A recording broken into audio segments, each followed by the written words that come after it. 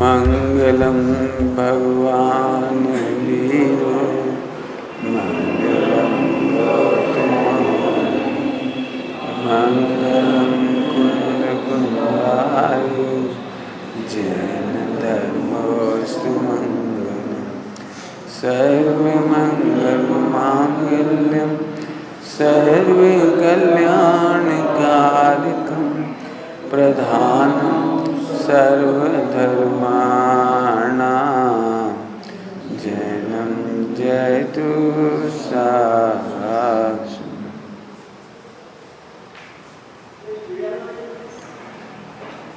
चरणान्यों का विषय लेने का मन है क्योंकि इस बार जो नागपुर प्रवास है उसमें पूरा पेरेंटिंग की चर्चा लेने का मन है, तो जो चर्चा सुबह नहीं हुई थी उसको अभी करेंगे।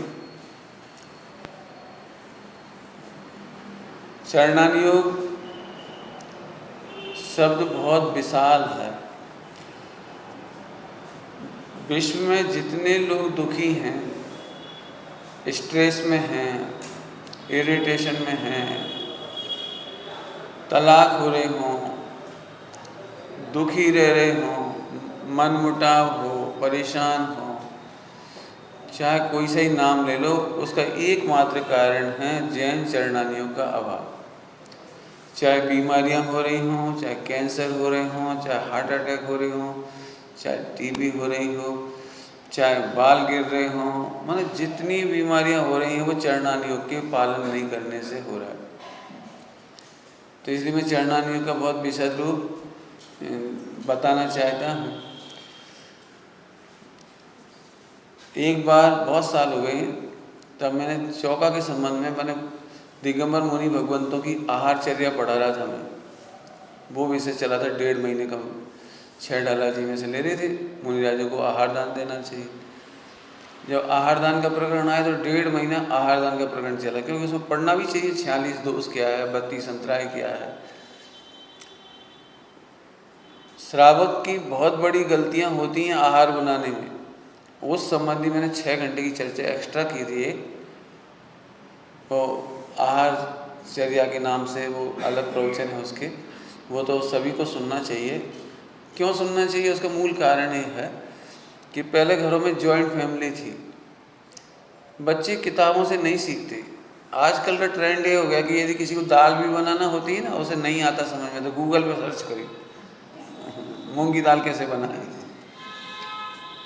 तो उसमें रेसिपी आएगी। आप मूंग की दाल को धो करके इतना पानी में वो बॉईल करो। मतलब ये ट्रेंड बहुत तेज़ी से आ रहा है। जॉइंट फैमिली नहीं होने की वजह से सब हो रहा है। जॉइंट फैमिली नहीं होने से सबसे ज़्यादा प्रभावित हुआ है जैन धर्म का, वो है चरणान्योग। 3 चीज़ें उसका लॉस हो रही है। एक, बच्चियां भोजन बनाना नहीं जानती जिससे बीमारियां हो रही हैं। भोजन नहीं बनाते हैं तो पैसा बहुत खर्चा होता है, तो बजट खराब हो रहा है। आप चाहे जोमेटो से मंगाओ, चाहे स्विगी से मंगाओ, किसी से मंगाओ। आज ही अखबार में आया है जोमेटो स्विगी की आड़ में शराब की सप्लाई हो रही है। 2 चीज़ें खराब हुई। सबसे बड़ी बात, जब भोजन नहीं बनाते हैं घर में तो रिश्ते प्रभावित होते हैं। घर घर में रिश्ते खराब हो रहे हैं पति पत्नी के। आज से 50 साल पहले भी नहीं कहो, 25 साल पहले तक पति पत्नी के झगड़े 1% होते थे, सास बहू के झगड़े 99% होते थे। अभी सास बहू एक तरफ है, अब पति पत्नी के झगड़े 99% हैं और उनमें से करीब 50% तलाक हो जाते हैं। हालांकि 50% में ज़्यादा बोल गया, अभी भारत में इसका रेट 1% है। आपको भले खुशी होगी 1% है, लेकिन भारत में 1 करोड़ पर 1 था और आज 100 पर 1 तलाक की नौबत है। मतलब ये रिपोर्ट बता रहा हूँ गवर्नमेंट के हिसाब से। पहले करोड़ पर कोई 1 तलाक होता था, बरसों में कभी कोई तलाक की बात सुनते थे।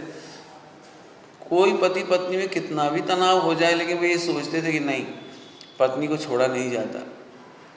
झगड़े तो पहले भी थे, तनाव तो पहले भी थे, लेकिन छोड़ने की और छूटने की आदत नहीं थी। तो जॉइंट फैमिली नहीं हो जाना, उससे 2-3 बातें जो बहुत प्रभावित हुई। उसमें सबसे ज़्यादा लॉस हुआ मुनिराजों को। मुहिराजों की शुद्ध आहार की व्यवस्थाएं आज मैं नहीं समझता हूँ कि हिंदुस्तान के 99% घर कर सके। 99% की बात कर रहा हूँ, क्यों कि 99% घरों में आलस छाया हुआ है। जॉइंट फैमिली थी ना, तो रोज़ सुबह दूध लग करके आता था शुद्ध, पहले ही बुजुर्ग लाते थे। 20-25 साल का नौजवान सोता रहता था, बुजुर्ग होते थे, महिलाएं होती थी, वे जाती थी दूध लेके आ जाती थी। दूध शुद्ध आने से 90% काम हो जाता है मुनिराजों के लिए। शुद्ध दूध आ जाएगा तो घी बन जाएगी, दूध बन जाएगा, छाछ बन जाएगी।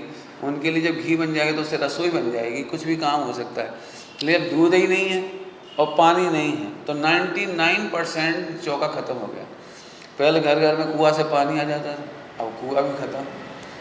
जैसे जैसे बोरिंग का पानी है तो बोरिंग का पानी भी, नलों का पानी इस्तेमाल, और नहीं तो वो बॉटल आ गई और जाने कौन कौन सी पानी आ गया मार्केट में अपने अपने घरों में। मैंने बड़े दुख की बात है, बच्चे युवा पीढ़ी एक बार भी ये नहीं सोचते कि हमारे यहाँ पानी छान करके पीने को कहते हैं तो ट्रेडिशनल हो गया। और जब वो कह रहे हैं इसमें जीव होते हैं, जीव, तो 12 रुपये का पानी पियो, 15 रुपये का पानी पियो, तो फटाफट पानी पी लेते। मैंने एक बार सोचो कि जैन दर्शन अनादिकाल से साइंटिफिक है, वहाँ पानी छानकर पीने की प्रणाली शुरू से है, और ये वो प्रणाली है जो गरीब से गरीब कर सकता है। गरीब भी दोहरे छन्ने से पानी छान सकता है, लेकिन 12-14 रुपये का पानी, वो क्या कहलाते, कैन आती क्या आती पानी की, आजकल बहुत बिक रही है, तो एक बिजनेस शुरू हो गया उसका, घर घर में पीने का पानी सप्लाई। कैसा दुर्भाग्य है ये। उससे मुनिराजों के चौके प्रभावित हो गए, त्यागी वृत्तियों के चौके प्रभावित हो गए। अब पूरा हिंदुस्तान एक कामना करता है, कभी भावलिंगी संत हमारे गांव में ना पधार जाए, कभी त्यागी वृत्ति ना आ जाए। हाँ, ऐसा पंडित चाहिए जो बाजार का भी खा ले वे चाय जैसा खा ले वे। मैंने ये प्रभाव हो रहा है, ये मैंने कहा। मैं कुछ बातों को बताना ही चाहता हूँ। जैन दर्शन माने दी बेस्ट मेडिकल साइंस, चरणान योग, खास तौर से चरणान योग दी बेस्ट मेडिकल साइंस। आप फॉलो करके देख लो, मेरी नहीं मानो तो रामदेव से पूछ लो, हमसे नहीं पूछो तो नेचुरोपैथी वालों से पूछ लो। मैं भी आपको ज़्यादा व्याख्यान नहीं करूँगा। इंग्लैंड का एक बहुत बड़ा अच्छा राइटर हुआ है एडोल्फ जस्ट, उसने लिखा है रिटर्न टू नेचर। मैंने उस समय लिखा है 150 साल पहले, रिटर्न टू नेचर, आप नेचर की ओर लौटिए। उसने कम से कम 30 पेज ऐसे लिखे होंगे, वो मुझे ऐसे लगते हैं जैसे दिगंबर मुनिराजों को देख करके लिखा है उसने। नंगे पांव चलना, कम से कम कपड़ा पहनना या नग्न रहना, चिकित्सा के लिए लिखा है, नग्न रहने के लिए। इसलिए कभी कभी आपने पढ़ा होगा, उनके दिमाग में अश्लीलता नहीं है। वो विदेशी लोग बीच के किनारे या कहीं एकांत स्थान पर नग्न लेटे रहते हैं तो उनके मन में वासना नहीं होती। वो उन्होंने एडोल्फ जस्ट को पढ़ा हुआ है। धूप स्नान करिए, मड थेरेपी में मिट्टी लगाइए, ये काम वो एडोल्फ जस्ट बताता है सारे। एडोल्फ जस्ट कहता है आलू नहीं खाना चाहिए, बैंगन नहीं खाना चाहिए, चाय नहीं पीनी चाहिए। एडोल्फ जस्ट कहता है कॉफ़ी नहीं पीना चाहिए। प्रकृति ने आपके लिए नहीं बनाई है ये चीज़ें। मैंने ऐसी बहुत सारी चीज़, चमड़े के कोट नहीं पहनना चाहिए उसने कहा है, लेदर का इस्तेमाल नहीं करना चाहिए। आप पढ़ना चाहें तो मैं बता सकता हूँ एडोल्फ जस्ट, इंग्लिश में यदि आप पढ़ना चाहें, हिंदी में भी है उसकी प्रति, प्रकृति की ओर लौटी, इस नाम से ट्रांसलेशन है, और ये मिलना चाहिए आपको। वर्धा वगैरह पास है, यहाँ पर नेचुरोपैथी सेंटर है यहाँ पर। मैंने आप जो पढ़ना चाहें मैं बता रहा हूँ आपको रिटर्न टू नेचर ऑनलाइन मिल जाएगी, ऐसे वो क्या PDF मिल जाएगी। खैर मुझे ज़्यादा नहीं कहना, जॉइंट फैमिली होने पर इस सबकी सुरक्षा थी। एक बात जो बहुत मुझे सभी से कहनी है, लेकिन कितने मानोगे नहीं मानोगे, लेकिन मैं आपको स्ट्रेस से बचाने की बातें कर रहा हूँ। आज नहीं कल आपके जीवन में बहुत बड़ी त्रासदी आने वाली है। पत्नी से सुख नहीं मिलेगा, बच्चों से सुख नहीं मिलेगा, नाती पोतों से सुख नहीं मिलेगा। सुख माने आत्मिक सुख तो मिलता ही नहीं था वो तो अनादिकाल से ही नहीं मिलता था। लेकिन जो लौकिक सुख की भी आप कामना कर रहे हो, जिसके लिए आप करोड़ों कमा रहे हो, वो भी नहीं मिलेगा। मैं बहुत समाज से जुड़ा हुआ, तो मुझे बहुत देखने को मिल रहे हैं केस। अरबों और पति लोग भी अपनी पत्नी से सुखी नहीं हो पा रहे। चलो जैसे तैसे बच्ची की शादी कर दी बहुत पढ़ी लिखी लड़के से, तो अभी वो तलाक लेने घूम रहा है। अरबों रुपया घर में इधर भी है उधर भी है, लेकिन लड़का तलाक लेने के लिए घूम रहा है। कल ही सुनने को मिली बात। परेशान है, भयंकर परेशान। उसका मूल कारण सुनोगे सभी लोग, कह तो रहा ही हूँ मैं आपसे। बच्चियों को लौकिक पढ़ाई नहीं आएगी तो चल सकता है, लेकिन यदि रसोई बनाना नहीं आती है तो कभी एक घर भी नहीं चल सकता, एक दिन नहीं चल सकता। मैं एक दिन कह रहा हूँ, एक दिन। लेकिन आज हो ये रहा है, बच्ची सुबह 7 बजे पढ़ने चली जाती है, फिर कोचिंग में चली जाती है, फिर पढ़ लिख कर वो अपडेट हो जाती है। वो अपडेट मैंने डॉक्टर बन जाती है, इंजीनियर बन जाती है, जो बन जाती है। आप क्या कल्पना करते हो बोलो? आप जा कर के देखो घरों में, दिगंबर मोहिराजू का चौका तो अब गया, वो तो उनके घर में मुश्किल ही हो गया। क्यों? जब पुण्यहीन होता है ना तो घर भी छोटे हो जाते हैं। पुण्यहीन होता है, पुण्य बढ़ता है बड़ों की सेवा से, बड़ों के आदर से, मुनि भगवंतों की सेवा से, धर्मात्माओं की सेवा से, देव सास गुरु की आराधना से, सटावसक से। अब जो बच्चे सुबह 7 बजे स्कूल चले गए, उनके जीवन में सटावसक आया। रोजाना देव पूजा, स्वाध्याय, संयम, तप, दान, ये सब खत्म हो गया उसका। तो यदि आप मैं वैसी खराब भाषा में बोलूँ तो मैं ऐसे कहूँगा, ईसाइयों की सोची समझी चाल है कि इनको ईसाई मत बनाओ, लेकिन अपने अपने कल्चर से काट दो। समझ गए आप? भारत में पहले सुबह के स्कूल नहीं हुआ करते थे, 90% स्कूल 10 बजे के बाद चालू होते थे। प्रत्येक कल्चर का बच्चा, प्रत्येक कम्युनिटी का बच्चा अपने मंदिर जाता था सुबह सुबह, जो भी उसकी रूपरेखा होती थी वो करता था, बड़ों का आदर करता था। बच्चियाँ चौके में रसोई में काम कराती थी, पानी छानना, झाड़ू लगाना, कपड़ा धोना, ये सब सीख जाती थी। मैंने जो ऑटोमेटिक एक अच्छी गृहिणी तैयार हो जाती थी। वो दूध तपाना है, फटाफट कपड़े धोने हैं, बहुत सारे काम रहते हैं। लेकिन आज बच्ची 7 बजे चली आती है, बच्चे 7 बजे चले आते हैं। परिणाम ये निकला कि घर की सारी शिक्षा से बिल्कुल वंचित रह गए वो। मेरा अब ईसाई कैसे बन गए सब? अब वहाँ जाके वो पढ़ी, ओ गॉड जीसस ब्लेस मी, वो करेंगे सारा। और जो प्रेयर है वही प्रेयर पढ़ेंगे, इंग्लिश में पढ़ेंगे, फिर उनका वही खान पान, वही लिटरेचर। अब हमारा बच्चा हमारे कल्चर और लिटरेचर से दूर हो गया। अब 20-22 साल की उम्र में पढ़ के आया। आज आप जाके देखो, किसी भी कम्युनिटी के लड़के से प्यार करना आम बात हो गई। इसमें क्या है? ये तुम लोगों ने सब वो बना रखा। अब जी ईसाई कल्चर का प्रभाव है, तो इसमें क्या रखा है? किसी से भी शादी करो, वो भी तो आदमी है। तुम लोगों ने सब समाज बांट रखी है। हम तो हरिजन हो, मोमोडन हो, कोई हो, लिबरल, वो मुझे बहुत चाहता है। ये तो क्या चाहता है भैया? मैंने होश ही नहीं बचा कुछ। अभी अलकात है, पुण्य तो इससे होता था, तो पुण्य तो का रास्ता खत्म हो गया। 2-2.5 कमरे बचते हैं आजकल वो फ्लैट सिस्टम में। अब 2-2.5 कमरों में शुद्धता की व्यवस्था कैसे होगी? हर महीने महिलाओं की जो अशुद्धि का समय है उसमें शुद्धता की व्यवस्था कैसे होगी? फिर बच्ची भी वही सीख जाएगी, सब छूते रहो, सब काम करते रहो। इसके बाद और आगे बढ़ो तो घर में बच्चों पर निगरानी नहीं रह पाती। मुझे अच्छी तरह से याद है, मैं बचपन में सुनता था, ताऊ जी नाराज होंगे।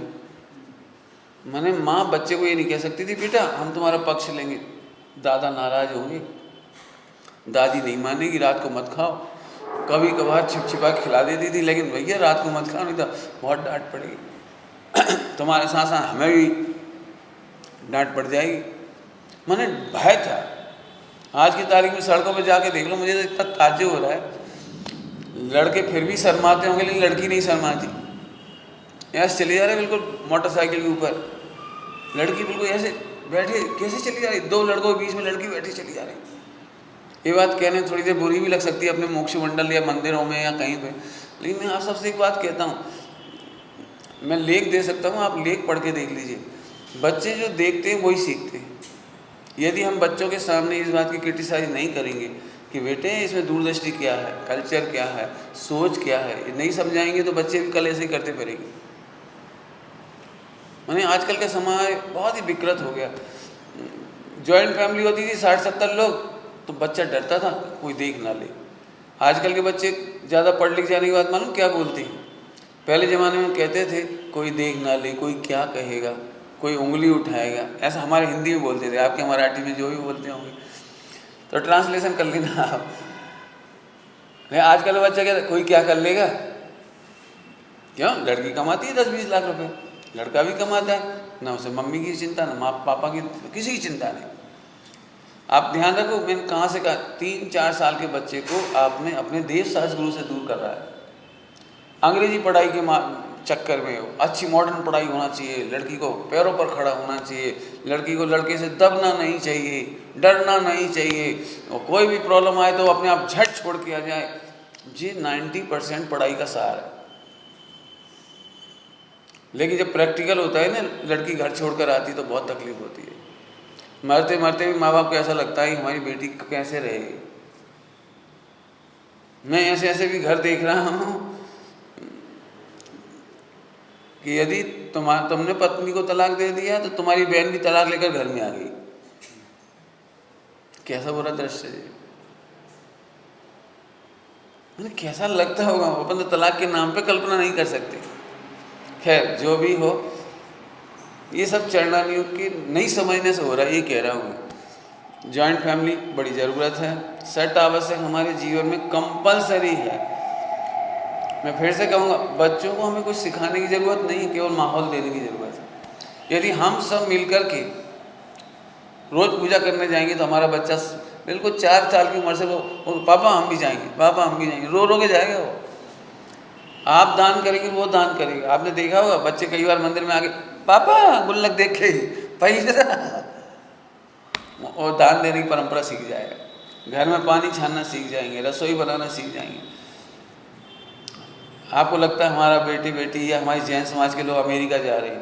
अमेरिका में सबसे बड़ी तकलीफ इस बात की है कि किसी को चटनी बनाना नहीं आता। अमेरिका में बरी बनाना नहीं आता, मूंग की बरी, पापड़ ये बनाना नहीं आता, कढ़ी बनाना नहीं आता, इसलिए वे रेसिपी बुक बिकती है वहाँ पे। वैसे तो कोई बनाना नहीं चाहते। आज की तारीख में यदि आप जानते ही होंगे ये सब बात कि मार्केट में चाहे पिज्ज़ा हो, बर्गर हो, कोई चीज़ हो, डबल रोटी हो, ब्रेड हो, कुछ भी, इन सब में अंडों का इस्तेमाल है, जिलेटिन का इस्तेमाल है, और ऐसे ऐसे केमिकल का प्रयोग है इनमें जिनसे कैंसर होता है। जैसे 35 साल तक कोई डबल रोटी खाता है, ब्रेड खाता है मार्केट की, तो कैंसर होता है। आपने पढ़ लिया होगा, न्यूज़पेपर में आ चुकी ये बात, कोर्ट में भी साबित हो गई ये बात। लेकिन इतना जानने के बावजूद भी आप नहीं छोड़ पाओगे। आपकी नई जनरेशन नहीं छोड़ पाई। क्यों नहीं छोड़ पाई? कि रोटी बनाना तो उसने सीखा ही नहीं है, कढ़ी चावल बनाना तो उसने सीखा ही नहीं है, राजमा बनाना तो उसे आता ही नहीं है। मैंने छोटे छोटे काम, आपको मालूम होगा कल्पना चावला अंतरिक्ष में गई थी, आपको पता होगा, अहमदाबाद की समोसे लेके गई थी वो। अहमदाबाद से समोसे मंगाए थे उसने, कचौरियाँ मंगाई थी, और वो क्या कहलाती 6 महीने का स्टॉक, और चटनी के पैकेट आजकल जो आ रही है मार्केट में बिकती है, चटनी के पैक क्या कहलाते हैं, एयर टाइट पैक, छोटे छोटे पैक, उन्हें लेके गई। इसका क्या मतलब निकला? उधर बनाना नहीं आता होगा, यही तो मतलब आया। तो 2-3 चीज़ें बहुत प्रभावित हो रही हैं हमारा समाज में। मुनि वर्ग, त्यागी व्रति, विद्वानों का आदर सत्कार, आहार दान, एक ही प्रभावित। दूसरा स्वास्थ्य बहुत प्रभावित हुआ। तीसरा बजट प्रभावित हुआ। तो चौथा रिलेशन। मैं दूरदृष्टि से कह रहा हूँ, इसी से जब हमारे पास सट आवश्यक वगैरह नहीं है तो पति पत्नी का स्नेह भी खत्म हो गया। दोनों एक दूसरे को शरीर मां समझ रहे हो, आत्मा नहीं समझ रहा कोई। इन सब बातों से बचाने के लिए कुछ चर्चा अपन करना चाहेंगे। भूमिका बहुत बड़ी हो गई, लेकिन बहुत ही ज़रूरी है, दर्दनाक है। मैं पूरे हिंदुस्तान में जाता हूँ तो मुझे यही बात कहीं ना कहीं तो कहनी थी, इसलिए यहाँ पर मैंने इस बार के प्रवास में पेरेंटिंग नाम से ही रखा है सब कुछ। आप समझें और इन बातों का फॉलो आप ज़रूर कराएं। और यदि अपने जैन समाज के विद्यालय चलते हों तो उन्हें ये ज़रूर रिक्वेस्ट करिए सभी लोग मिल करके कि आप दोपहर के स्कूल चलाइए। मुझे गजपंथा गया था, अभी गजपंथा मुझे बहुत अच्छा लगता हूँ। बच्चों के स्कूल 11:30 पे चलते, हॉस्टल में रहने वाले बच्चे 11:30 बजे जाते, तो वहाँ मैं रोज़ देखता हूँ सारे बच्चे सुबह उठकर नहा धो करके भगवान की पूजा प्रक्षाल करते हैं, रोज़ करते हैं। शाम को भक्ति करते हैं, स्वाध्याय सुनते हैं। मैंने वो बच्चे ऑटोमेटिक उस रंग में रंगा रहे हैं। बाकी लगभग पूरे हिंदुस्तान में बहुत बुरी स्थिति है। हमने खरिया थाना का विद्यालय खोला तो उसका टाइम हमने 10 बजे का रखा और सबको बोल रखा है, सारे पेरेंट्स को, कि आप अपने बच्चों को अपने लिटरेचर और कल्चर से परिचित कराइए। बच्चियों को कह रखा है आप रसोई में जाइए। तो ऐसे विद्यालयों की ज़रूरत है। आज की तारीख में फिर मैं कहूँ, लड़के लड़कियों को रोटी बनाना नहीं आता, मैंने मेन काम नहीं आता, कमाना आता है। अब बच्चों की तरफ से बोलूँ तो आजकल के बच्चों की पढ़ाई मैं तो बिल्कुल पक्ष में नहीं हूँ, ऐसी होनी चाहिए। आप हो तो भले ही हो, क्यों नहीं होना चाहिए उसका मूल कारण, एक सीए को जाके देखो 50% बूढ़ा है वो, एक इंजीनियर को जाके देखो 50% बूढ़ा, मतलब 12-14 घंटा की पढ़ाई, 8-10 साल, फिर 12-14 घंटा की नौकरी, पैसा अच्छा मिल रहा है 20-25 लाख, लेकिन 12-14 घंटा की नौकरी किसे कहते हैं।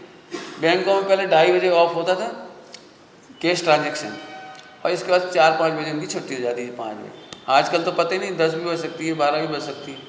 लड़कियां हों चाहे लड़के हों, बैंक में यदि जॉब कर रहे हैं तो 12-14 घंटा, 10-12 घंटा की ड्यूटी आम बात हो गई, सुबह 10 से लेकर 10 तक।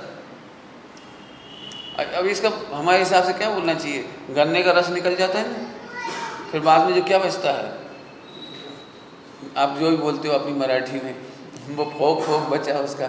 ऐसे आजकल के लड़के बिल्कुल असमर्थ हो रहे हैं, जिसको बहुत ख़राब भाषा में हिंदी में कहते हैं नपुंसक हो रहे हैं, असमर्थ हो रहे हैं, कमज़ोर हो रहे हैं। पहले 12-14 घंटा की पढ़ाई में ज़रा देखो जाके अब सीए कैसे पढ़ाई कर रहा है, तो पहले उसका तब तेल निकल जाता है, और फिर नौकरी करने जाए तब तेल निकल जाता है, और फिर बच्चों को पालने में मेरी भाषा तो ऐसी है, 25 साल पढ़ाई, 25 साल कमाई, 25 साल दवाई, इसके बाद विदाई, निपट गया बच्चा बेचारा। लेकिन इन 75 सालों में जो मैं कह रहा हूँ उसमें देव सास गुरु तो गायब जैसे हो गए।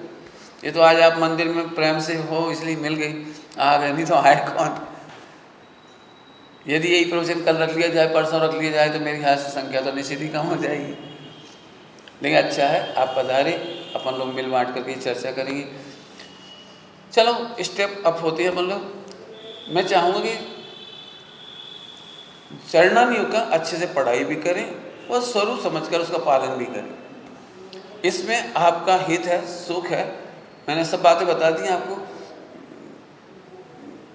उन सब का पालन होगा तो ही आपको 4 स्टेप पर जो कमजोरियां हो रही हैं वो दूर हो जाएंगी। आइए, सबसे पहले विवाह करना कोई अपराध नहीं है, लेकिन विवाह का स्वरूप ही नहीं समझते, ये बहुत अपराध है। मेरे से पूछो तो मैंने अपनी डायरी में बहुत साल पहले लिखा था, ब्रह्मचारी होने से भी असंख्यात गुना पुरुषार्थ और तपस्या का काम है विवाह करना। मैंने लिखा है और वो मैं आज अभी आपको प्रूव कराऊंगा, 5-7 दिनों में मैं प्रूव करूंगा। जिनमें बहुत सामर्थ्य हो, बहुत तपस्या कर सकते हों, बहुत इच्छाओं का निरोध कर सकते हों, वे लोग विवाह के योग्य होते। बहुत ताकत चाहिए। जैसे इसके लिए बहुत सीधी बात करूं, आजकल के बच्चों को समझाना चाहते हैं हम आपके माध्यम से। आजकल के बच्चे अपना पुण्य छीन करते हैं विवाह के नाम पर, जिससे हमारा घर चलता है, उदय चलता है, बीमारियां नहीं होती हैं, समाज में संगठन होता है, हमें रिश्तेदारों से प्रेम मिलता है, समर्पण मिलता है। वो काम होते हैं पुण्य से, वो पुण्य से होती है। सम्यक दर्शन ज्ञान चाहिए तो आत्मा की आराधना से होती है। लेकिन एक बार बता, जो टेंशन में हो वो सम्यक दर्शन कैसे करे? जिस घर में माहौल ही प्रेम का ना हो, वातावरण ना हो, दिन भर किचकिच होती हो, वो आत्मा का अनुभव कैसे करे? तो विवाह करने में पहले गणित समझाता हूँ, थोड़ा सा गणित समझाता हूँ, फिर आपको समझाऊंगा। सभी लोग ध्यान से सुनना। इस पर मैंने एक लेख लिखा है पूरा, वो छपा भी अपने यहाँ से, जो अपने यहाँ डॉक्टर राकेश जी की मिसेज है ना, हाँ, उनकी जो PhD है, और इसके बाद एक संस्कार सुधा भी छापी थी उन्होंने, उसमें वो लेख छापा है। आजकल के बच्चों को बहुत समझाना चाह रहे हैं, आपको भी समझाना चाह रहे हैं कि वो आप भी एक माहौल देंगे तो वो समझेंगे ये बात। लड़के लड़कियों को एक दिमाग में ये बात आ गई कि मम्मी पापा हमारे जीवन साथी का चयन नहीं कर सकते। वो तो हम ही ढूंढेंगे। तुम क्या जानो, रहना तो हमें है। हर लड़के लड़की का एक डायलॉग है, रहना तो हमें, तुम क्या जानो। मतलब लगभग हर लड़के लड़की का दिमाग ये है। अब शायद उन्हें वो कहानी बड़ी बेकार लगेगी आने वाले समय में, जब वो मैना सुंदरी और श्रीपाल चरित पढ़ेंगी कि पिताजी ने कहा बेटा तुम बोलो अपने मनपसंद किस राजकुमार से शादी करना है। तो कहती नहीं पिताजी ये हमारे लिए कलंक है, आप हो, हम आपके होते हुए हमें क्या करना है। तो फिर मैं तुम्हें एक अच्छा पति दूंगा। कि पिताजी आप भी क्या दोगे, यदि मेरा उदय नहीं होगा तो आप कैसे दोगे, और मेरे जो भाग्य में लिखा है वो तो मिलेगा ही। अच्छा तो भाग्य बढ़ा कि हम, अब झगड़ा तो बड़ा है लेकिन हमें वो श्रद्धा कितनी अच्छी लगती है जो माता पिता में विश्वास। आज की तारीख में फिर एक बात को बोल ही देता हूँ, हमारे पंडित जी साहब, हमारे गुरु जी एक बात बार बार कहते हैं कि बच्चों को पढ़ा लिखा करके इतने लायक नहीं बनाओ कि तुम्हें नालायक समझे। मैंने अब बच्चों को ये लगता तुम क्या समझो, मैंने कितना दुख की बात है। वो माँ से कहती है, पिताजी से कहती तुम क्या समझो, पूरा जीवन में किसके साथ रहना है। और जैन लड़के से शादी करूँगी वो खराब निकल गया तो, वो रात्रि भोजन करने लगा तो, और मारपीट करने लगा तो, और तलाक दे दिया तो, उन्हें कैसे कैसे प्रश्नों के जवाब देने पड़ रहे। तो सुनो, जिन्हें अपने माता पिता पर ही भरोसा नहीं है, यहाँ से लड़के का भरोसा करने लायक नहीं किसी लड़की को। और जो लड़की अपने माँ बाप को धोखा दे सकती है लड़के के लिए, तो वो लड़की जब अपने रक्त को धोखा दे सकती है, अपने माँ बाप को धोखा दे सकती है, तो लड़के को नहीं दे सकती। इतनी सी बात समझ में नहीं आती। लेकिन मैंने फिर कहा पुण्य छीन करने के रास्ते, पुण्य छीन करने का रास्ता नंबर 1 एक तो यही है कि बच्चियाँ, उनका दिमाग ऐसे चलता है कि हम खुद ढूंढेंगे। नंबर 2, ढूंढने के लिए करते क्या है फिर वो चैटिंग, फोन क्या क्या कहलाती है वो चैटिंग, और क्या क्या होता है फेसबुक कुछ व्हाट्सएप कुछ पता नहीं क्या क्या होता है। अब वो स्टाइल, अब मैं करणानियों की आपको ऐसी बात बताता हूँ, करणानियों से बताऊँगा ये बात क्यों, ऐसे तो समझोगे नहीं आप। जो जिसे चाहता है वो नहीं मिलता, प्रकृति का ही नियम है, प्रकृति का नियम है, करणानियों का नियम। जिसे आप चाहते हो वो नहीं मिलेगा। आप करके देख लेना, आपका तो हम 2-4 दृष्टांत दे देंगे। करणानियों समझा रहा हूँ आपको। क्यों?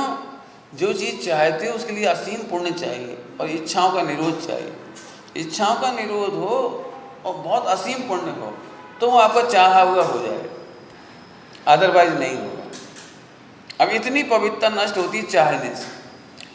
तो 2-3 दृष्टांत दूँ तो आप जल्दी समझोगे। अब मैं करणानियों पढ़ा रहा हूँ इस समय, चरणानियों समझाने के लिए करणानियों। मैं आपके घर भोजन करने आऊँ और आपने बहुत सारे आइटम बनाए और मैं मना करूँ नहीं चाहिए नहीं चाहिए नहीं चाहिए, तो आपको खिलाने में कितना आनंद आता है। अरे पड़ी इतना सा मीठा तो लेने होगा, अरे कुछ भी नहीं खाया आपने, इतना सा तो मीठा ले ही लो। आपको खिलाने में भी आनंद आएगा और मुझे खाने में भी आनंद आएगा। अब इसी का उल्टा कर दो, हम देख रहे हो और क्या है, अरे थोड़ा सा लड्डू नहीं बना पाए, थोड़ा पापड़ ही तल दे दे। माने हम एक चीज़ भी मांगेंगे ना आपसे, एक चीज़, तो आपको अंदर अंदर कैसा लगेगा। अब खिला भले ही दोगे लेकिन खिलाने के बाद वो आनंद नहीं आएगा ना। मालूम कहाँ के भुक्कड़ हैं, ब्रह्मचारी को कोई पूछता नहीं है। हमने भोजन के लिए बुलाया तो झट कहने लगे वो बनाओ, ये लाओ, ये दो, वो रखो। माने आप कल्पना नहीं कर सकते, मैं छोटी सी भी चीज़ मांगूंगा ना तो भी आपको बुरा लगेगा। और लगता है माने पुण्य छीन, लगता है मतलब पुण्य छीन। ये बहुत प्रैक्टिकल देखा है। कभी कभी ऐसा हो जाता है कि कोई चीज़ में अंतराय आ गया तो वो चीज़ नहीं खा सकते, तो हमने कहा एक काम करो, दूध दे दो, दूध ही दे दो, दूध रोटी खा ली। तो उनका चेहरा देखा, अरे पंडित जी आज दूध में बाल निकल गया। तो उनकी जो पीड़ा देखी ना चेहरे की, उस दिन से मैंने प्रतिज्ञा कर लिया, वो कहेंगे नहीं। 1-2 बार हमें कहा चलो कोई बात नहीं, नींबू से दे दो, नींबू के रस से हम नमक लगा के खा ली। अंतराय हो गया कोई चीज़ में, अशुद्ध हो गई तो कोई दिक्कत नहीं, ऐसे खा ली। तो उनका जो चेहरा देखने लायक था, पंडित जी आज ही नींबू नहीं, वैसे नींबू रहता है। मिला का मिला नहीं, उन्हें भी तकलीफ हुई, अपने को भी मांगने की तकलीफ हुई। मैंने उस दिन से प्रतिज्ञा कर ली, अपन कुछ नहीं मांगे। उन पर नमक हो तो नमक दे देंगे, नींबू हो तो नींबू देंगे, दही होगा तो दही देंगे, पापड़ होगा तो पापड़ देंगे, अपने को नहीं डिमांड कर। मैं आपसे छोटी छोटी चीज़ भी कहूँ ना, एक काम करना, आप भोजन बना रहे हो, कड़ी बना ली, चलो आप बना भी लोगे, लेकिन फिर सारे मंदिर में बेचारे कह रहे थे कड़ी, फिर अच्छे से बन गई, उन्होंने अच्छे से खा लिया, मन भर के खा लिया, मतलब बात उठेगी वो कड़ी, तो ना कड़ी क्यों खाई? इसका मतलब है जो चाहते हो वो चीज़ नहीं मिलती। नंबर 1, मिल भी जाती है तो सामने वाले दातार को कष्ट होता है, मैंने अंदर अंदर उसकी भक्ति खत्म हो जाती है। एक दृष्टांत हो गया। ऐसे ही जो लड़के लड़कियों के पीछे घूमते रहते हैं, वही वही सोचते रहते हैं, माँ बाप को इग्नोर करते रहते हैं, परमेश्वर को इग्नोर करते रहते हैं, कहीं ना कहीं से मिलना चाहिए बस, ये सब पुण्य क्षीणता के साधन हुए। चाहे वो शादी के पहले सड़कों पे खड़े रहे, चाहे वो फ़ोन पे बात करते रहें, चाहे कॉलेजों में बात करते रहें, चाहे कहीं ढूंढते रहें, ये सब पुण्य क्षीणता के कारण है। आप कल्पना तो करो, रामचंद्र जी के लिए सीता जैसी पत्नी कैसे मिली होगी, अंजना जैसी पत्नी कैसे मिली होगी।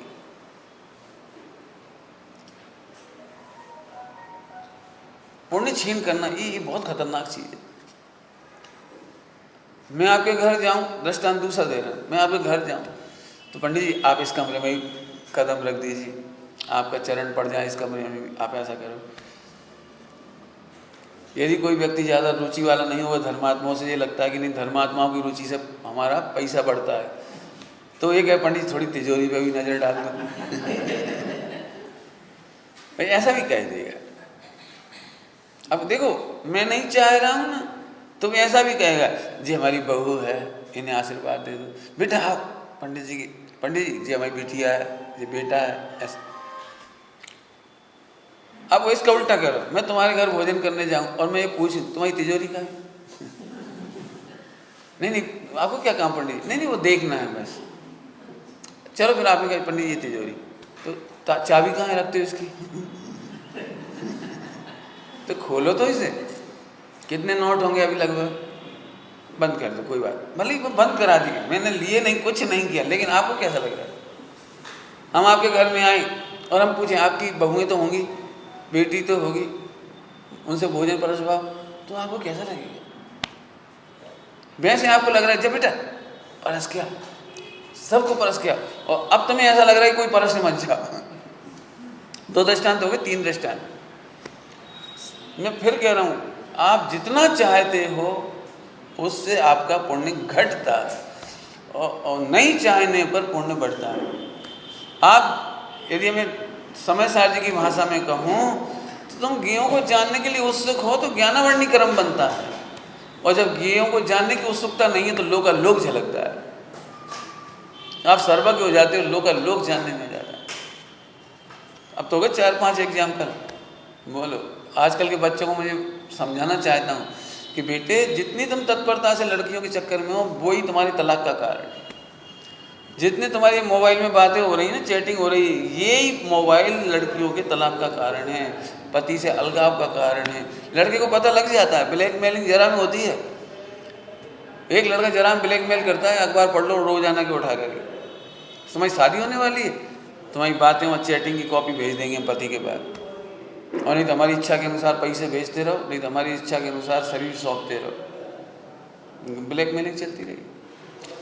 एक भी बिटिया को मैं कहूँगा अभी आगे आकर के, एक भी बच्चों को भी जब तक पढ़ाई पूरी ना हो जाए, कम से कम जब तक पढ़ाई पूरी नहीं हो जाए, ये एंड्रॉयड मोबाइल का इस्तेमाल नहीं करना चाहिए।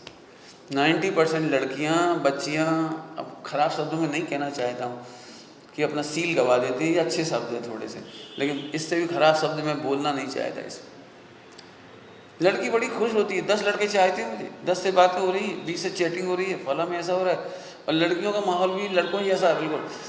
4-6 लड़कियाँ यदि एक साथ रहती हैं और एक लड़की मोबाइल फ़ोन नहीं रखे तो 5 लड़कियाँ उसको हैरान कर देंगी, तेरा कोई फ्रेंड नहीं, तेरा बॉयफ्रेंड नहीं, तू कैसी है, तू ट्रेडिशनल है, फला है, और बातें करना सीख। सबको अपने को सबको वो खराब भाषा भी नहीं बोल सकता जो वो बताती। छठी लड़की को भी मजबूरी में मोबाइल के लिए रो रो के ले ही लेगी, आज के अखबार में आया, भोपाल के अखबार में बता रहा हूँ, यहाँ का तो नहीं, भोपाल के अखबार में। मोबाइल के कारण से कितनी लड़कियां घर छोड़कर, माँ बाप को छोड़कर भाग गई। यदि डांट पड़ी मोबाइल तो घर छोड़कर भाग गई। लड़कों में बाइक नहीं दी पापा ने, घर छोड़ के चले गए। कम से 550 केस हुए एक साल के अंदर। 550 केस कितने कहलाएंगे बोलो? हर सप्ताह कितने हो जाएंगे? इसका मतलब 365 दिन में 550 केस, माने एक दिन में 1-1.5 लड़का लड़की घर छोड़ के भाग गए। जरा सी बात है। दूसरी ओर से देखा जाए तो बच्चों की पढ़ाई बहुत प्रभावित होती है। मैं ऐसे बहुत सारे लड़कों को की घटनाएं तो पढ़ता ही हूँ, लेकिन मुझसे मिलते भी हैं। क्यों मैं इस तरह की चर्चाएं करता हूँ तो मुझसे मिल लेते हैं। एक लड़का, आप कल्पना नहीं कर सकते, इतना इंटेलिजेंट था कि 12th तक टॉप करता था दिल्ली में, जैन समाज का बच्चा। और फिर उसने क्या कहलाता है अपना CA की पढ़ाई करने के लिए तैयारी करी। पहला ग्रुप पहली बार में निकाल दिया उसने। तब तक उसने फ़ोन नहीं इस्तेमाल किया, लड़कियों से बात नहीं की, दोस्ती नहीं की, कुछ नहीं किया, सीधी पढ़ाई करना अपने बस।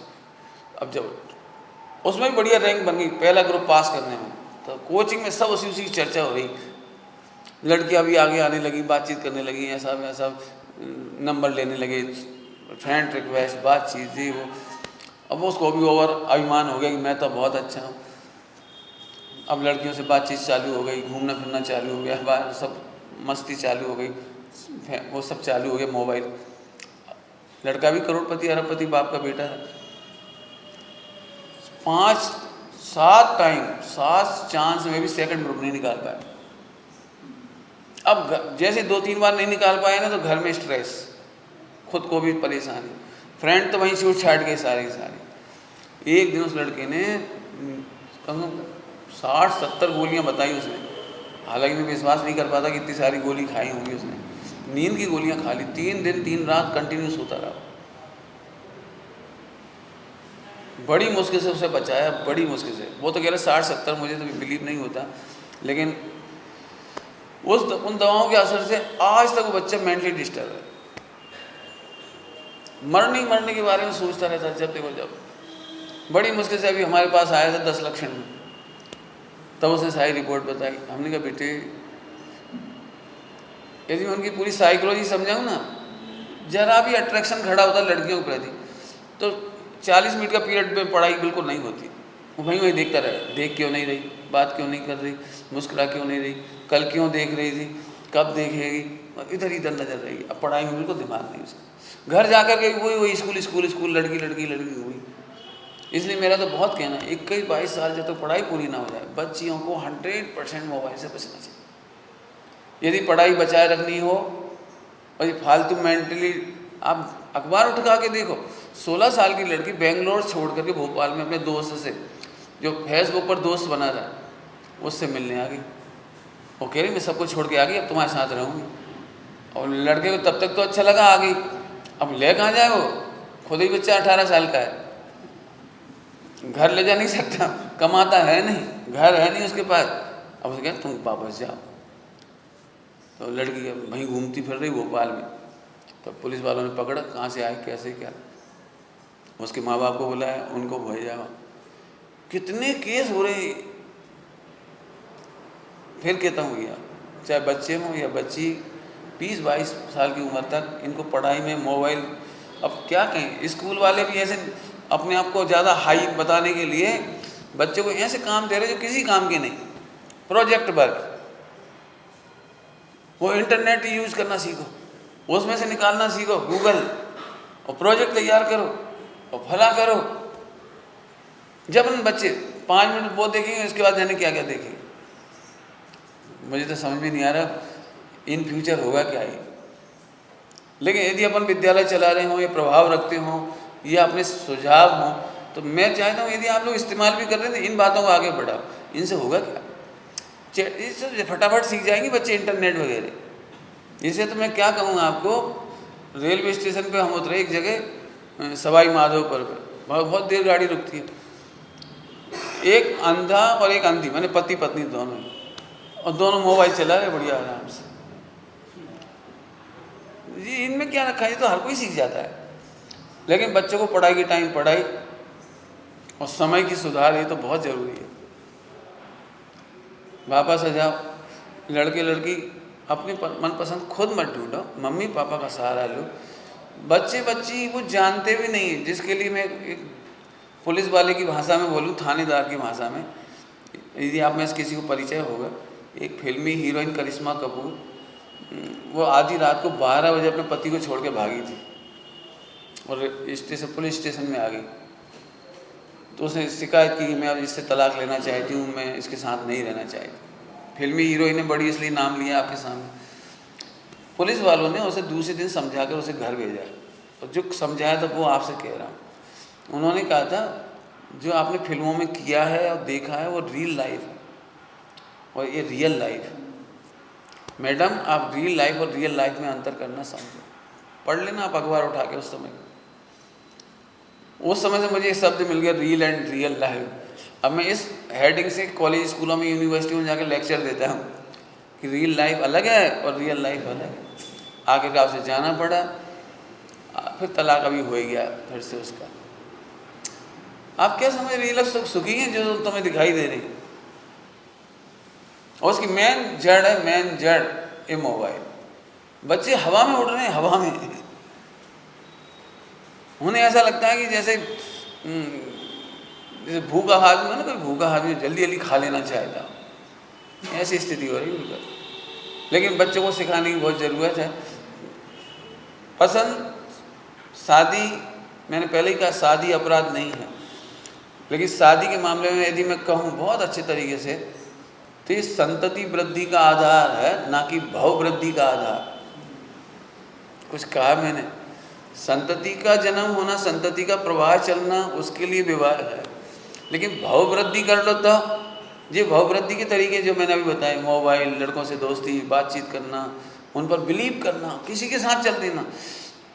गजपंथा में तो अभी स्थिति इतनी खराब लगी इस मामले में कि ऊपर थोड़ा बहुत अच्छा स्थान लगता है, थोड़ा सा तो घूमते ही रहते स्कूल कॉलेज के लड़के लड़की, और उन्हें ये भी नहीं लग रहा है कोई आ रहा है कि नहीं आ रहा है। ऐसी बुरी हालत है। अब वहाँ कायदे से तो मैं बोलूँगा उन लोगों को, पुलिस चौकी स्थापित करवाओ, यहाँ किसी को एंटर नहीं होना चाहिए। ये धार्मिक स्थल है, यहाँ पर ब्रह्मचारिणी भी आती हैं, साध्वियाँ भी आती हैं, साधु भी आते हैं, और उन्हें कोई से मतलब नहीं। खुलेआम घूम रहे हैं, फोटो खींच रहे हैं, बैठ रहे, उठ रहे, उल्टे सीधे काम कर रहे हैं। तीर्थ क्षेत्रों की पवित्रता मर्यादा खत्म होती है।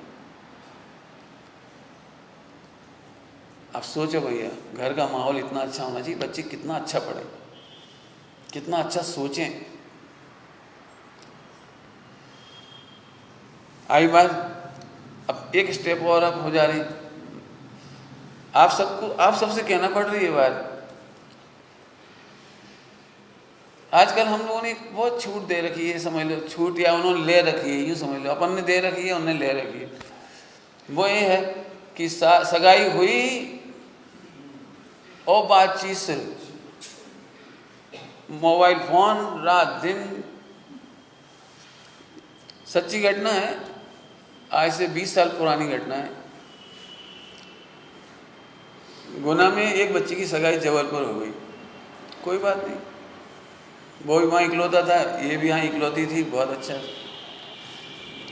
सब कुछ अच्छा था, वैसे देखा जाए सब अच्छा था। तो अब फ़ोन पे बात चालू हो गई, अब रात को 3-3 बजे तक बात चालू। चलो अब लड़की बेचारी करती रही बात, लेकिन एक छोटी सी गलती से वो तलाक मतलब शादी कैंसिल हो गई, माने सगाई छूट गई। वो बात ये थी, लड़का थोड़ा अपने आप में ओवर स्मार्ट था। वो वहाँ से मिस कॉल करता था, वो कहता था तुम लगा, समझ गए? मैंने वहाँ से मिस कॉल भेजता था, अब तुम लगा, समझ गए होगे, ताकि मोबाइल का खर्चा ससुर का हो, हमारा पैसा खर्च नहीं हो। उसने मोबाइल पर वहाँ से, इतनी सी गलती उसे लेट होगी। जब ये अभी ऐसा कर रहा है कि रोज़ के रोज़ मुझे लगाना पड़ता है, पूरा पैसा मोबाइल का मेरा जाता है 3 बजे रात तक, मुझे खुद एक फ़ोन नहीं लगा सकता। आप कल्पना नहीं करते हो सगाई टूटी। मैं नहीं, जिनवाणी ये कहती है, जब तक 7 फेरे नहीं हो जाते हैं तब तक शादी नहीं समझिए आप, उसे पत्नी नहीं समझिए। ये केवल एक समय है केवल इसके लिए कि अब आप भी नहीं भटको, वो भी नहीं भटके और उनके लोग तैयारियां कर सके शादी की। लेकिन जब तक अंतिम राउंड नहीं होता है तब तक पत्नी नहीं बनती वो। लेकिन आजकल इतनी ऐसी ऐसी बातें हो रही हैं जिनसे सगाई टूट जाती है। बच्चों को ज़्यादा तो नहीं, बातें क्या करेंगे बताओ, बातें क्या करेंगे, इतनी हल्के स्तर की बातें जो मैं तो कह भी नहीं सकता हूँ, जो बच्चे बताते हैं, टूट जाता रिश्ता। और एक और काम खराब, बिल्कुल जो बहुत खराब, मेरे को तो मैं खुला डिस्कशन चाहता हूँ युवाओं से। कोई युवाओं खड़े होकर मुझे बताएं कि ये कौन से लिटरेचर को शोभा देता है, कौन से कल्चर को शोभा देता है, कहाँ से आप लाए हुए। सगाई के बाद और शादी के पहले घूमने जाना, लड़की नाना प्रकार की ड्रेस और फ़ोटो खींचना, प्री वेडिंग करना, क्या कहलाता है वो, और होटलों में जाना, जगह जगह घूमते फिरना लड़की के साथ, और चाहे जैसे फ़ोटो खींच लेना पहले ही, और शादी नहीं हुई तब। अभी फ़ोटो क्या होंगे बताओ, अगले लड़के से जब बातचीत चलेगी तो ये फ़ोटो क्या करेंगे। खुल करके बातें बता देना लड़कियों को अपनी, सब बात नहीं, हद दर्जे की बात। और एक स्टेप अप चलो, अभी पता नहीं आपको कैसी लगती, मुझे नहीं मालूम, सुनता हूँ, मैंने तो देखा नहीं, कभी जाने का काम नहीं पड़ता, लेकिन नए नए नाम, प्री वेडिंग, प्री हनीमून, अभी अभी सुना। और ये को क्या कहलाता है वो, महिला संगीत, महिला संगीत।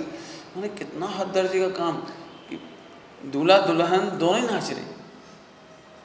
क्या किसी दूल्हे को अपनी पत्नी के डांस के बारे में बताना जरूरी है सबको, कि बाजे वाले से लेकर घोड़ा वाला तक सब देख ले कि मेरी बीवी कैसा नाचती है।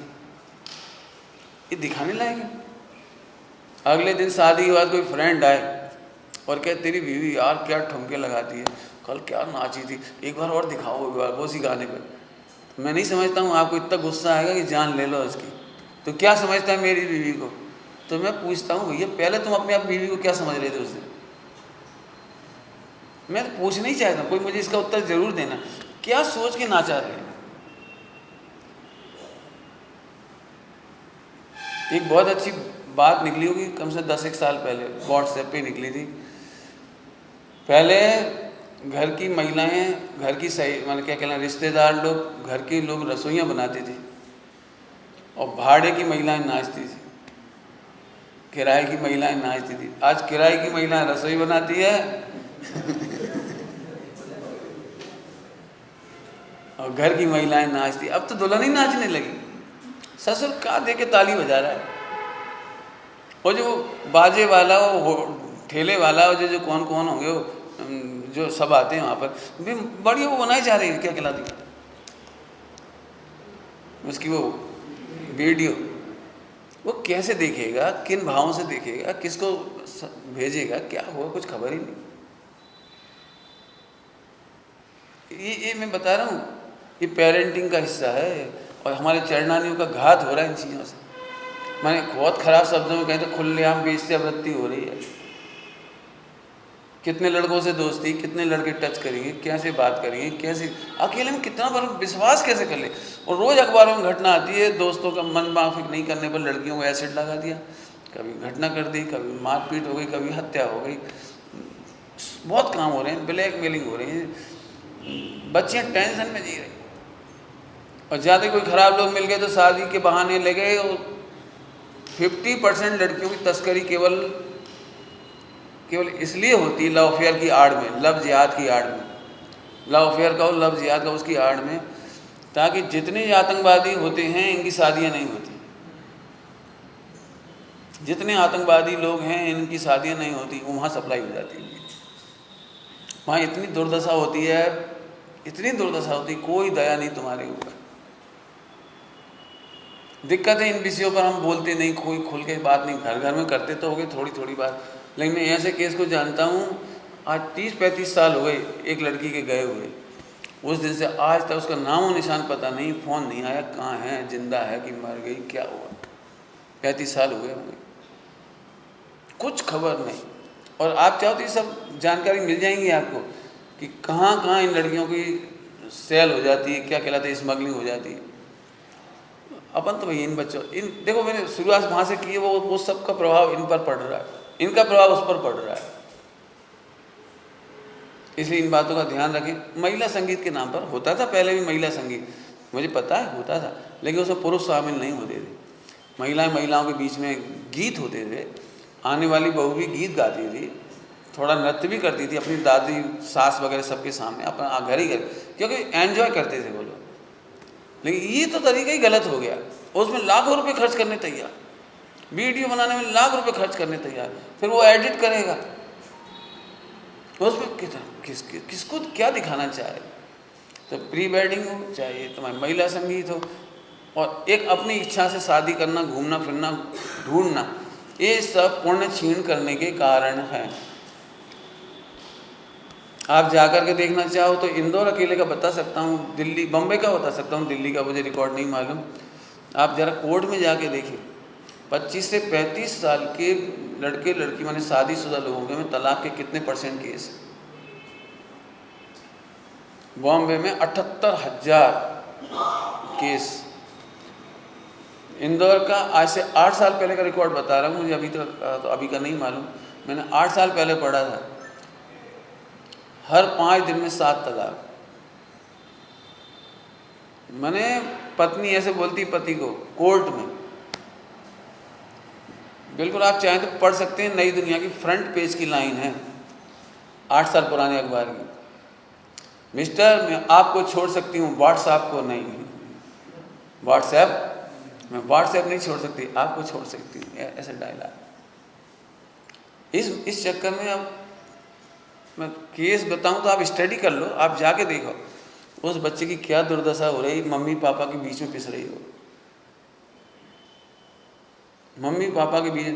आज के अखबार में आया है, भोपाल के अखबार में, 13 साल की बच्ची और मम्मी पापा की नहीं बन रही तो मम्मी छोड़ के चली गई, तो उसका पापा उसी बच्ची के साथ गलत दुर्व्यवहार कर रहा है। जब वो आई मम्मी तो उसे बताया कि पापा ऐसा करते हमारे साथ, तो आज वो अरेस्ट है। वो आज के अखबार में, भोपाल के अखबार में। कितने बच्चे हैं मम्मी पापा से अब दूर रहना पड़ रहा, हॉस्टल में डाल दिया। उन बच्चों की क्या गलती है? लेकिन गलती कहाँ से स्टार्ट हो रही है आप समझ गए? मैंने स्कूल से उठाया ही बात, पढ़ाई से। 4 साल के बच्चे को आप गलत रास्ते पढ़ाने भेज रहे हो। जब अपना लिटरेचर और कल्चर से दूर रहेंगे, जॉइंट फैमिली से दूर रहेंगे, माहौल ही नहीं मिलेगा उन बच्चों को, तो फिल्में तो रोज़ देख रहे हो, टीवी तो रोज़ देख रहे हैं, मोबाइल के गाने तो रोज़ ही देख रहे हैं, और मोबाइल में गलत फिल्में तो रोज़ ही देख रहे हो। तुम नहीं दिखाओगे तो दोस्त दिखा देंगे, कोई ना कोई दिखाने वाला मिल जाएगा। मैंने अब यूँ समझ लो, अब नए कानून बन गए कि 12 साल की बच्ची के साथ कोई करेगा तो उसे फांसी। कब से 250 केस हो चुके अभी तक, फांसी का इंतजार है। मैंने नौजवान गलती नहीं करेंगे तो क्या करेंगे? पूरा देश, पूरा समाज, पूरी सरकार मिलकर के पेट्रोल डाले जाओ और फिर कहो बेटा गलती करोगे तो फांसी चढ़ो। पेरेंट के हिसाब से ध्यान रखें, समाज के हिसाब से ध्यान रखें, गवर्नमेंट के हिसाब से ध्यान रखें। और ये वीडियो पर जो कुछ आते हैं, जो कुछ इंटरनेट मीडिया पे आ रहा है, इसे कैसे कंट्रोल होना, कैसे रोकना और अपने बच्चों को कैसे चेक करना, ये हम सबकी मिली जुली एक जिम्मेदारी। अदरवाइज ठीक है, आप परेशान होगे, नहीं होगे परेशान तो अखबारों में परेशानी पढ़ लो। आज नहीं कल आपका घर झुलसने वाला है, आज नहीं कल आपकी संतान प्रभावित होगी और आप प्रभावित होगे। मैं सच कहता हूँ, ये हुंडा सरपणी काल की वजह से आने वाला समय शायद कोई सुखी हो। मैंने जितना अच्छा माहौल देखा उतना अच्छा अब तो नहीं रहा, आने वाले समय में और ख़राब होता जाएगा। अब अंतिम बात कहूँ आपसे, अंतिम का मतलब ये है, बड़ी उम्र होती जाती है शादी के लिए, तो अब शादी की इच्छा ही नहीं बच रही। लोग शादी भी जैसे तैसे कर लेंगे 30-35 में, 25-30-35 में, तो फिर संतान नहीं चाहते। क्यों? अकेले पाल नहीं सकते, जानते भी नहीं बच्चों को पेरेंटिंग कैसे की जाती वो भी नहीं जानते। मैं ऐसी घटनाएं घट रही हैं बच्चों के बीच में देखता हूँ। एकल परिवार, पति पत्नी, एक बच्चा पालना मुश्किल हो रहा है। सर्दी हो गई, रात भर रो रहा है बच्चा, तो मम्मी पापा को ये नहीं समझ करें क्या, और उसे ले जाकर नर्सिंग होम में डाल दिया। और नर्सिंग होम में तो आप समझते हैं, जो पैसे का मीटर चलता है, बच्चे की जान जा रही है। जॉइंट फैमिली होती तो सब संभाल लेते थे, मैंने कल्पना भी नहीं, आजकल के बच्चे एक कल्पना भी नहीं कर पाएंगे कि आदिनाथ भगवान की 100 संतान थी, 101 2 कितनी थी और पहले ज़माने में 8 8 10 10 संतान हो जाती थी और पल जाती थी, उन्हें अब विश्वास भी नहीं होगा। रही सही कसर और हो रही है। मम्मी पापा मैंने पति पत्नी दोनों नौकरी कर रहे हैं तो बच्चे को पालने का ही कोई नहीं, तो नौकरों के भरोसे। अब बताओ, जिस बच्चे को माँ का आंचल ना मिले वो माँ का कैसे हो जाएगा? वो नौकरों का हो जाएगा। अब नौकर अकेले में उसके साथ क्या करते होंगे ये तो भगवान ही मालिक। कभी कभी वीडियो देखने को मिल जाती है कि बच्चे के साथ गलत व्यवहार हो रहा है। मैंने जिन माँ बाप को बच्चों को ट्रेंड करना था, पालन पोषण करना था, संस्कृति देनी थी, वो नौकर दे रहे हैं। तो अब आप देख लो जाके, पानी छानना गायब, रात्रि भोजन का आता पता नहीं, शुद्ध खान पान बिल्कुल गायब। अब ऐसे जैनों से आप क्या अपेक्षा करोगे, नामधारी जैनों से, कि वो मंदिर में पूजा प्रक्षाल कर पाएंगे, कि आहार दान दे पाएंगे? अब आप एक बात और सुन लो मेरी खतरनाक, कि यदि आप इतनी मेहनत नहीं कर सकते, मैंने क्या कहा था, ब्रह्मचारी रहने से गृहस्थ बनने में असंख्यात गुनी ताकत है। आपको बहुत इच्छाओं का निरोध करना पड़ेगा, बच्चों को संस्कार देने पड़ेंगे, सास ससुर की समाधि करानी पड़ेगी, बहुत काम है आपके सिर पर। और नहीं करते हो तो फिर आप 18,500 वर्ष के लिए मुनि भगवंतों के आहार की, समाज की वृत्तियों की, पूजन पाठ की, मंदिरों की और सम्यक दर्शन ज्ञान शायद की वृत्ति के घातक हो गए। इतना बड़ा अपराध हो गया आपसे।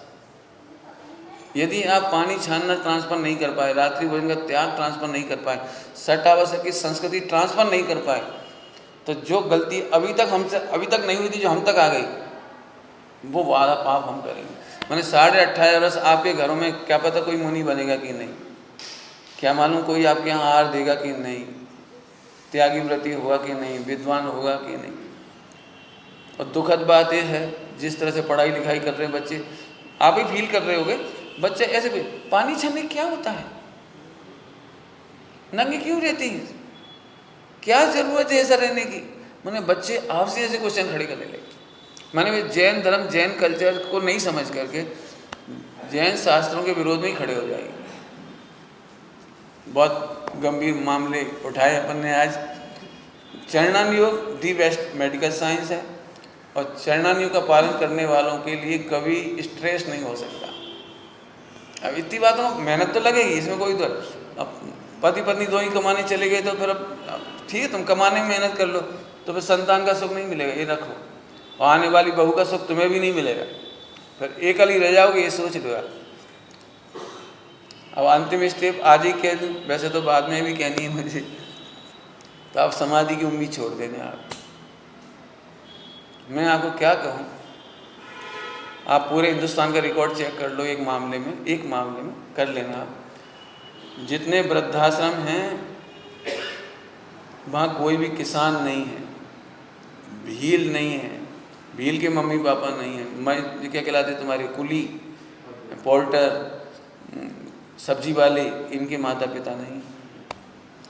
यहाँ करोड़पति अरबपति लोग हैं जिनके बच्चे डॉक्टर हैं, इंजीनियर हैं, साइंटिस्ट है, और क्या क्या हैं, सीए हैं, उन्होंने बड़ी पोस्ट पर। आप कल्पना नहीं कर सकते, विदिशा में जिस समय शिविर लगाया था 18 दिन का, उस समय की घटना है कि एक 70-75 साल के व्यक्ति ने स्वप्न लोक लॉज में, जो होटल है, एक लॉज है रेलवे स्टेशन के बाहर, उसमें सुसाइड किया। और वो रिटायर्ड आईएएस था, उसका बेटा भी आईएएस है। आईएएस रिटायर्ड ने फांसी लगाई, और उसका बेटा आईएएस है वर्तमान में। जब वो हो गया तो फिर सब ढूंढती है पुलिस, कागज मांगे देखती, तो फिर उस बच्चे को फ़ोन किया, बेटे को, तो आकर के डेड बॉडी लेने तक तैयार नहीं। उसने कहा उनका डेथ सर्टिफिकेट भेज देना मेरे पास, ताकि उनके अकाउंट और जो मकान और जो वसीयत है वो हमें मिल जाए। क्या गजब है। और ये बात हो रही है, मैं आपको एक ही घटना नहीं सुना, कितनी घटनाएं सुनाई जा सकती। आप न्यूज़पेपर पढ़ लो तो आपको सब पता लगा, वो पढ़ रही होगी। अब मैं आपसे एक बात पूछना चाहता हूँ, थोड़ी तकलीफ तो हुई होगी ऐसी बातें सुनने में आप लोगों को। हम तो आपसे सोच रहे थे कोई सूक्ष्म बात सुना होगी, कोई भगवान आत्मा की बात सुनाओगे, कोई द्रगुण पर्याय की चर्चा सुनाओगे, कोई सम्यक दर्शन ज्ञान चार्ट की चर्चा सुनाओगे, वो तो मैं सुनाता ही हूँ और आप सुनते भी हो, पढ़ते भी हो, समझते भी हो। लेकिन समझदारों से ये आशा है। मैं इसका एक छोटा सा प्रभाव और भी बताता हूँ आपको। आजकल के ब्रह्मचारी, त्यागी, व्रती और उनसे आगे भी कोई संग में नहीं रहना चाहता। क्यों? संग में रहने के लिए कर्तव्य करने पड़ेंगे। यदि मैं मुनि संग में रहूँगा तो उनकी समाधि करानी पड़ेगी, रोज परिचर्या करनी पड़ेगी। कोई बीमार होंगे तो उनकी रोज सेवा करनी पड़ेगी, मालिश करनी पड़ेगी। मैं नहीं रहना चाहता जी। एकल परिवार के जो संस्कार यहाँ पड़ गए ना, वो वहाँ पर भी ये नुकसान दे रहा है। जब तक हम जवान हैं हमें आहार देते रहो, बस खत्म। प्रवचन सुनना तो सुन लो, मैंने एक हमारा लिखा हुआ छापो। मैंने इतना भी रिकमेंड नहीं कि बड़े आचार्य हैं उनके लिखवाओ, उनका लिखा हुआ छापो, इनका छापो, मेरा छापो, मेरा ही लिखवाओ। ये हो गया। हर त्यागी के नाम से एक पत्रिका, ये है क्या? ठीक है, जब तक युवा हो तब तक चलते रही गाड़ी, जब बीमार हो गए तब क्या हो? एकल बिहारी होने का निषेध है ब्रह्मचारियों का। मैं ब्रह्मचारियों कहता हूँ एकल बिहारी मत रहो। मेरा तो नियम है, एकल बिहारी नहीं रहूँगा। जब जिस दिन कोई नहीं होगा मैं अपने केवल पंडित साहब के चरण शरण में रहूँगा, उन्हीं की सेवा समाधि कराएंगे। जितने भाई बहन वहाँ रहते हैं उनकी सेवा करेंगे, वो हमारा बड़ा गौरव है। ये लॉस हो रहा है, भयंकर लॉस हो रहा है। एकल बिहारी के क्या नुकसान है वो आप देख लो, वो भी पिक्चरें आ रही हैं सारी। मैंने आप समझ रहे हैं, मैंने आपको कितना बड़ा कर्तव्य याद दिलाया गृहस्थ जीवन में। ये आपका बालक इतना सेवाशील हो, विनयशील हो कि यदि वो मुनि बने तो सेवा करने में सौभाग्य माने, संगठन में रहने में, संघ में रहने में सौभाग्य माने, गृहस्थ हो तो समाज की मर्यादाओं में रहने में सौभाग्य माने, परिवार में रहे तो परिवार की आज्ञा में रहना उसे अच्छा लगे। आजकल तो पत्नी क्या बोलती, पति ने कहा पिक्चर देखने के लिए मैं मम्मी से पूछता हूँ, पापा से पूछता हूँ। अपन कमाते हैं उनसे क्या पूछना? ये छोटी छोटी बात, अपने को बाजार से मार्केटिंग करनी, शॉपिंग करनी, तो दादा दादी से क्या पूछना? आजकल की स्थिति है। चलो समय हो गया, एक अंतिम बात और बोलूं? अब समाधि दुर्लभ होती जा रही, कराने वाले भी नहीं है और करने वाले भी। एलोपैथी के भरोसे रहने वाले आईसीयू में मर रहे हैं। आईसीयू में समझ गए, मैं देख रहा हूँ ना समाधियाँ, तो मुझे पता लगता है लोग इतनी तारीफ करते, बड़ी शांति से गए, बड़े शांति से कहा गए, कोमा में थे, पेन किलर दे दो दर्द के नाम पर, अब शांति से पड़ा रहे, बहुत शांति से सुनते सुनते गए। वीडियो बना लो थोड़ी सी मोबाइल से, बड़ी शांति इसका नाम नहीं है। सुनो, यदि आप एलोपैथी के आदी हो तो आपकी समाधि नहीं हो सकती। पेन किलर खाने के बाद समाधि नहीं होती। तड़प हो, भेद विज्ञान हो, विश्वास हो मैं आत्मा हूँ, देह में नहीं हूँ, देह का परिणमन देह में मैं भिन्न हूँ, होने तो तड़पन, और देह छूट जाए, सुनो ये समाधि है। जितने नकली बातें हो गई सारी, नाम समाधि से लिखना और दवाइयाँ खा के बेहोश हो गए। इसलिए मैं कहता हूँ भैया, यदि असली समाधि भी अब दुर्लभ ही हो जाएगी, सम्यक दर्शन की तरह समाधि भी दुर्लभ है। यदि आप चाहते हो कि पूरी संस्कृति बचनी चाहिए तो इस एंगल से अभी इतनी चर्चा की है। अपनी प्रकृति को समझो और संस्कृति की रक्षा करो। अपना लोटा छानो, ये बात ठीक नहीं, समझे? अपना लोटा छाना समझते हो? दुनिया जाए भाड़ में, अपन तो अपना मौका निकालो। अपन आए ना 4 दिन के लिए नागपुर, तो अपनी रोटी खाओ जाओ। आने वाले का क्या होगा भगवान जाने, मुनि भगवंतों का क्या होगा उनकी वे जाने ना। द्रव्यानियों कहता है मेरे शुद्धात्मा की सिवा विश्व में मेरा कुछ नहीं। चरणानियों कहता है ये पूरा विश्व हमारा परिवार है, one for all, all for one. ये चरणानियों सिखाता है। कितना सुंदर है हमारे यहाँ एकांत। फिर भी चरणानियों को द्रव्यानियों में विरोध नहीं है। द्रव्यानियों कहता है एक परमाणु मात्र मेरा नहीं है, कोई जीव मेरा नहीं, किसी पर मेरा अधिकार नहीं। चढ़ना नहीं कहता, सबके प्रति हमारा कर्तव्य है। मेरे ख्याल से यदि इस एंगल से आज का प्रवचन समझोगे तो आपको अच्छा लगेगा। क्यों मैंने इस बार यही पॉइंट प्रॉमिस करके आया हूँ, मुझे पेरेंटिंग पे बहुत बोलना है। अभी पेरेंटिंग का आज शादी हो गई ना, शादी तक का काम हो गया इससे आगे का काम नेक्स्ट समय जब भी मिलेगा तब लेंगे। ओम नमः शिवाय।